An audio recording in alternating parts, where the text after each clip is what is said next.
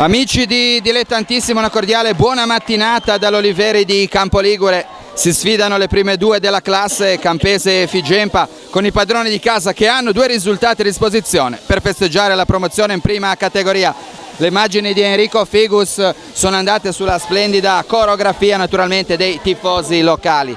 Dalla bandierina Patrone siamo al 26esimo. Eccolo il pallone sul secondo palo. Attenzione al colpo di testa di Ottonello. Tocco di Ferrari e Ottonello ha messo dentro il gol dell'1-0. È il capitano Fabrizio Ottonello a fare esplodere il pubblico della Campese. Il tocco verso Serra, riesce a saltare Marchelli, Serra.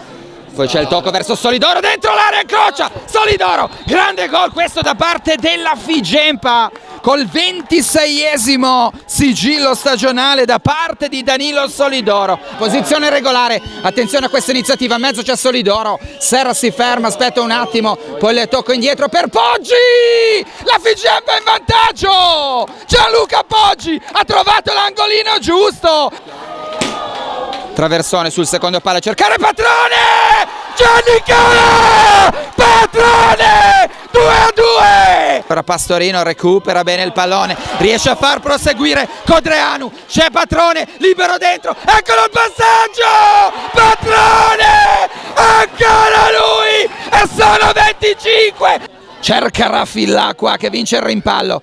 Pallone dentro, attenzione a Poggi, siamo al limite dell'area, Poggi, Eurogol da parte di Poggi, mamma mia che partita qua, col destro, poi il pallone in avanti a cercare Codreanu, Cinanni perde il pallone, Codreanu, dentro l'area di rigore, Codreanu, stavolta è davvero finita per la Concordia! Codreanu d'esterno, il pallone nell'angolino, 4-3 per la Campese. Arriva adesso il triplice fischio, è durata solo un anno la sofferenza della Campese.